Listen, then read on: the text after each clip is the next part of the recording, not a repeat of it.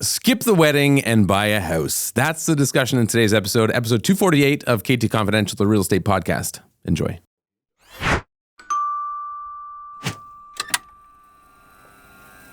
All right, so we're going to start by talking about your favorite topic, skipping the wedding. Skipping the wedding. Okay, so you usually, when you tell this story to those that know you, yes, about how passionate you are about people not wasting their money on big, lavish weddings. Correct. You get a lot of backlash. Yeah, so do you want to tell the story about how you and your wife got married? Yeah, so neither of us were keen or, Alicia didn't dream of, being this fairy tale wedding, as a kid, as I'm sure many women do, though, growing up, as it's kind of like I don't know how I would put it, but it's kind of like a cultural norm or a retail thing, like companies just feed it to them as the girls are getting older and then become women and they're like, oh, they want to have that fairy tale wedding. Anyways, we never had that. And we said, well, let's just do a destination wedding. So that's what we did. But before we had the destination wedding, we just got married in Ontario to make it legal. It was far easier to do it here. So we hired an officiant. We went up to the family cottage, got married on the dock. It was like $200 or $300 and we were done. We could have ended it there, which I think a lot of people should. And then you just celebrate with a big reception of some sort, even at a house, or if you want to rent a hall, whatever. But keep it basic. And the whole point of this conversation is, your money's better spent elsewhere, especially when you're first starting off in a relationship. So the point that we're talking about this is, or the reason we're talking about this, is because the cost of homes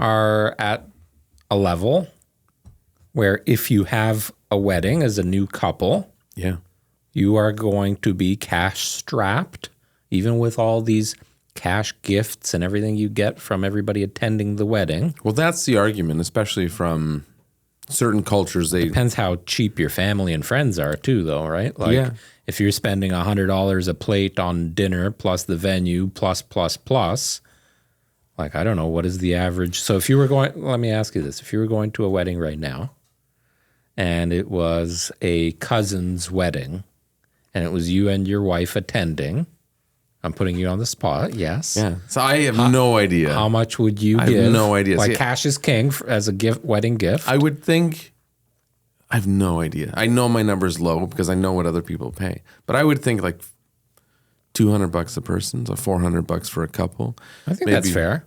Yeah, but I think. So somebody that I'm close with, hey Jen, he does double that. Let's ask Jen. Let's poll Jen real quick. Jen, we need your input really quickly. Jen loves when she's called on She's camera. put on the spot. We're going to bring her in from the other room. Yes. Come and talk into a mic. Oh, Lord. Yes. If you were going to a cousin's wedding, okay, now she's a pork chop, so... No, that's okay, it's important. Right. If you were going to a cousin's wedding right now, you and your husband, what would be an acceptable cash gift that you would give to your cousin and their new spouse? $400 or $500. So you weren't, so you weren't that far off. It's expensive now. He thought he was low when he thought I said was $200 low. a person. No. You mean as a couple, right? Yeah, $400 like total. 4 or 5 Right. as a couple. Yeah. All right. So $250 a person. Thank you. Because I think, like, from a food perspective, it's usually 100 and 150 in that range. Well, here it says the average. You want to cover as much of the cost as possible and maybe a little more. But okay, what does it say? Well, it says the average is in the range of 35,000 total for, between 100 and 150 people. So you're around that. I think that's light. I think it's light too. I know people that are spending like upwards of 6 figures on. Well, let's take a moment to also distinguish the difference between this cost and then the honeymoon cost and then the wedding and then the dress and the suit. that probably doesn't include those numbers.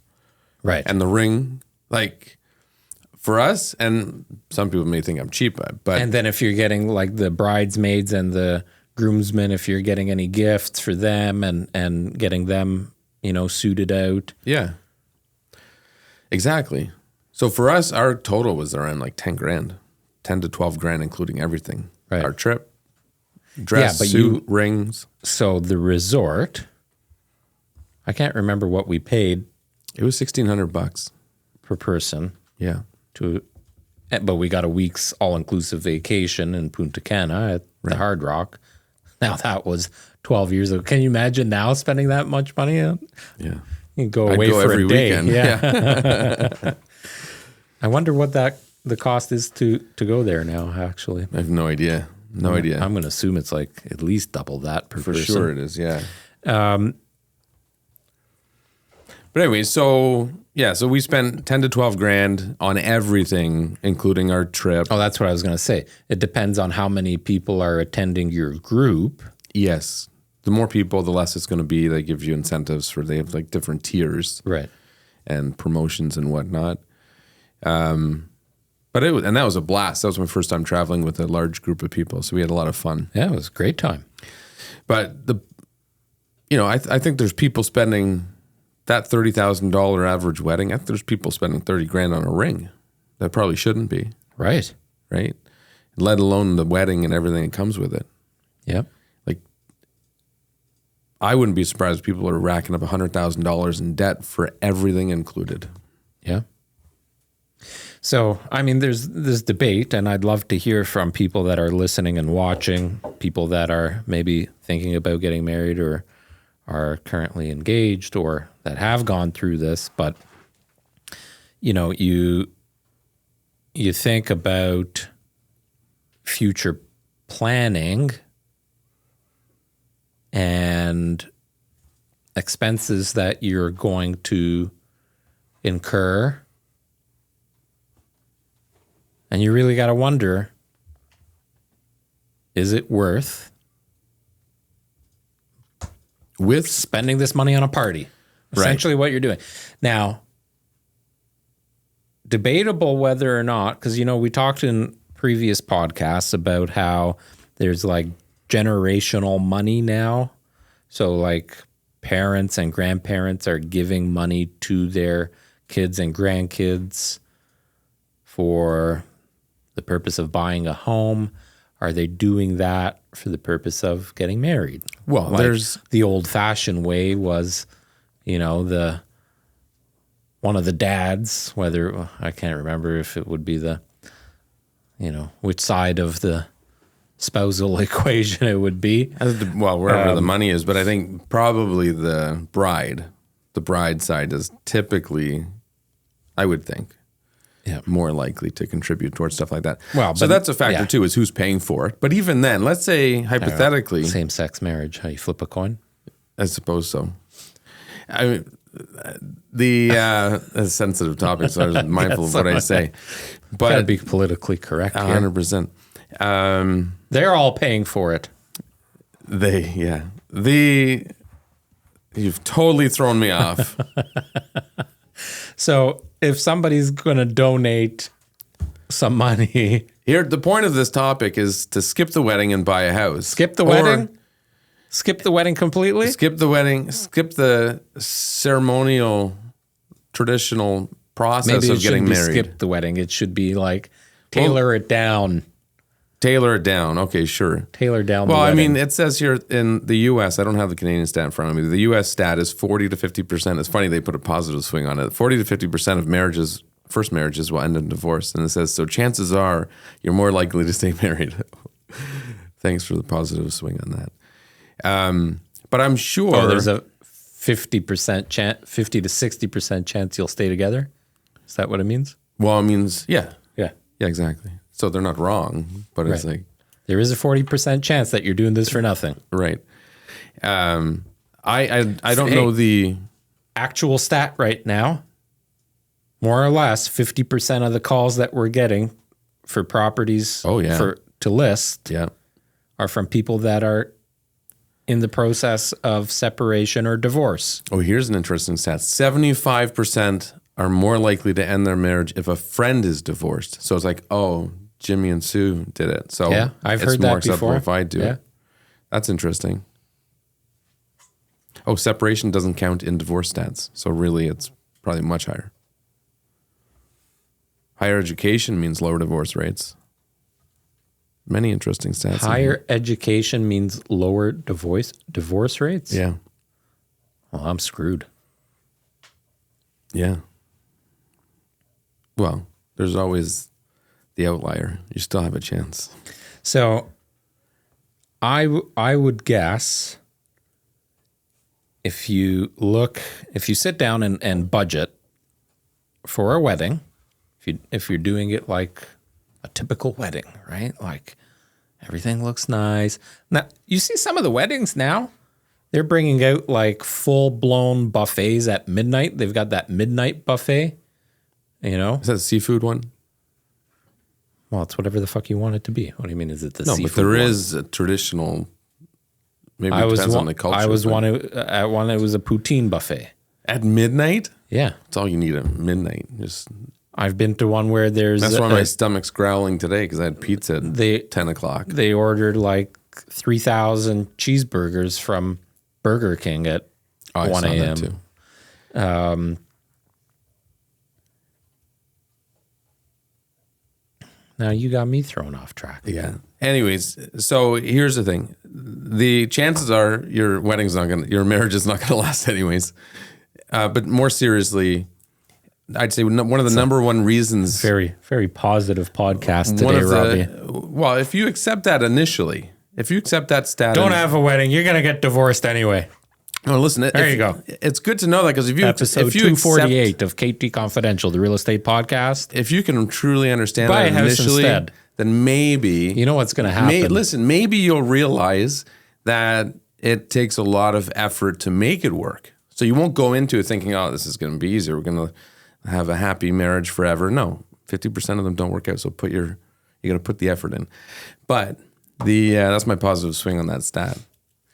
We're going to have a bunch of trolls messaging us saying, oh, yeah, you don't want them to have a wedding and buy a house instead so you can make a commission on it. I mean, sure, everything we do is for hopefully gives us business, but it's all for exposure, I suppose, in some roundabout way. But no, I would say you're better to redirect that money into something smarter. Like the stats are crazy. Like if people start investing when they're young versus when versus starting at 20 versus 30 or 50, like the amount of money you'll have at retirement is unbelievable. Is the cost of the wedding contributing to the high statistical rate that you will be divorced? I bet it does. I bet there's a direct correlation between 100%. higher costs and higher divorce. Now you've got this debt from this big party you had. And probably now you already can't school afford debt. to buy a house, and your spouse is, encouraging a home purchase because everybody wants to have a home to settle down and start a family and this and that. Yeah. But you can't afford the house, and you're stressing out because you've got this debt, and now you're renting this place you don't even like.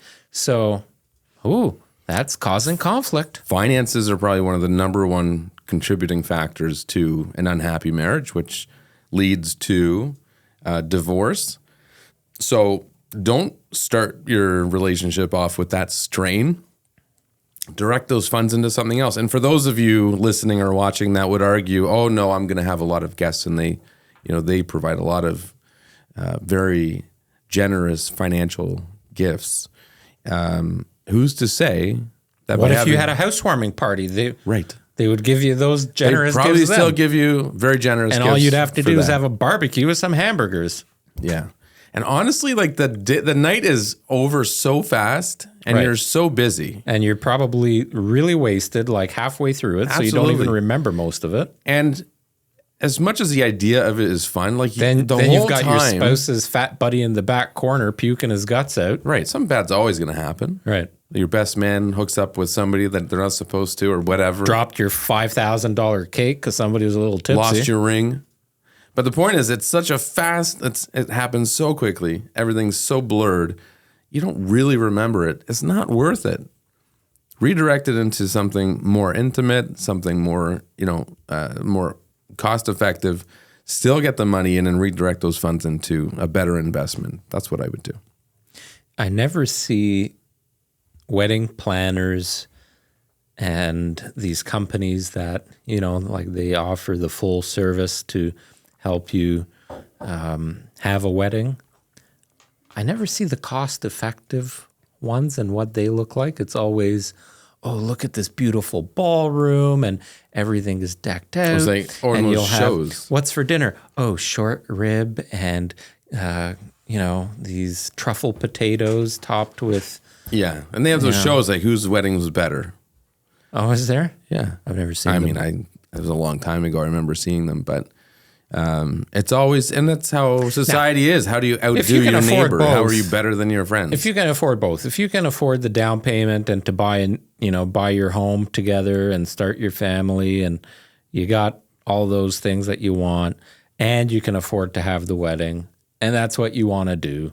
Yeah, there's probably better ways you can spend that money, but go nuts. We're talking to the people that are, have average savings. Majority of the people. Majority of probably you. People like you and I. Yeah. You know. I'm talking to the camera. You. You. Don't have a wedding. Get married, but don't have a wedding. Send this to your spouse.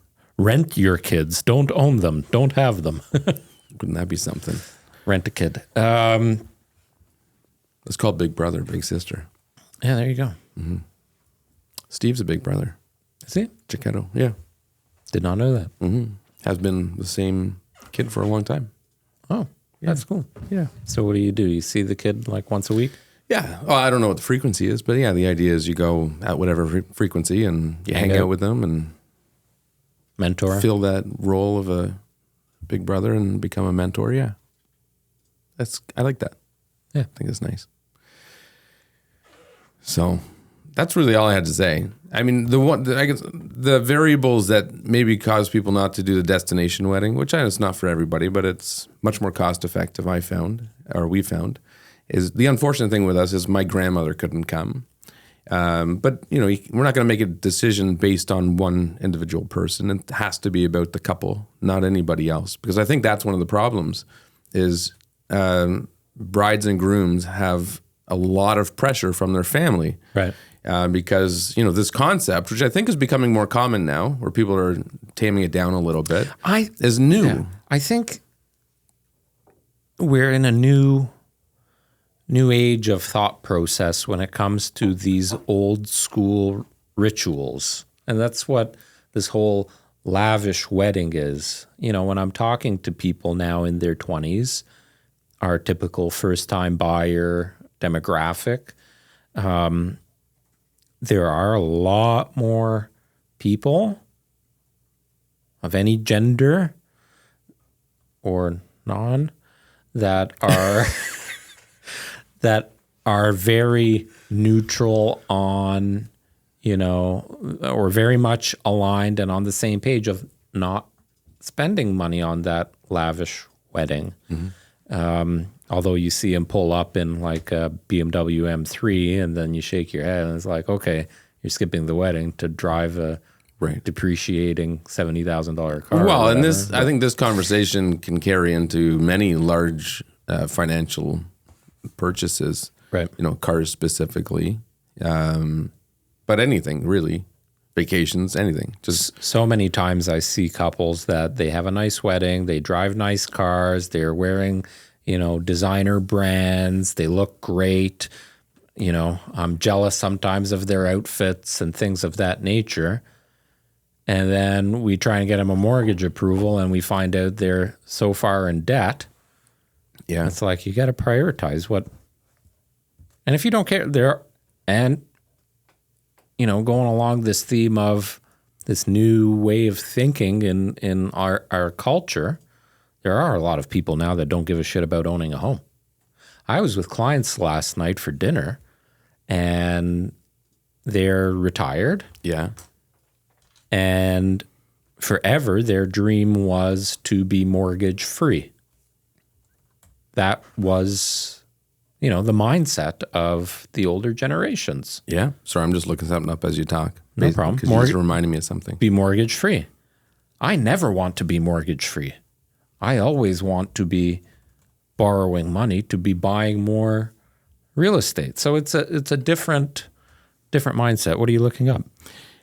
Jim Chung. He's the lazy Canadian investor on TikTok. Some of his stuff I've quite seen like. his. Yeah. But there was one, I don't know, it'll be too hard to find right now, but I'll try to dig it up and maybe post it. But, talking about buying a house, like we're saying people should buy a house. And yeah, sure, we're real estate agents, so we see that as a good investment. But if you, dive deeper into the options of investments that exist out there, take that money and put it anywhere. It'll pay dividends, maybe literally. But there was a post on Jim's account where somebody said, "Oh, my parents bought a house in 1981 for $20,000 and they sold it for 1.2 or something. They can tell me that's not a good investment." So then he ran the numbers. He's like, well, if they took that, he took a deposit, like half the amount. It was like whatever. Anyways, a small number. And said if they took that and put it in the S&P 500, 20 years later, they'd have $8 million in that account. So in that case, it wasn't the best investment, right? It depends on when you're doing it. But the point is, there's so many options that are a better option than a wedding that you should look at them. Even if it means, skipping the wedding. There you go. That's all I got. Okay, till next time. Ciao. Thanks for listening to episode 248. Hopefully you enjoyed today's content about skipping the wedding and investing your money elsewhere. We'd love to hear from you. Do you agree with the concept? Do you disagree? Would your parents let you do it? Comment below.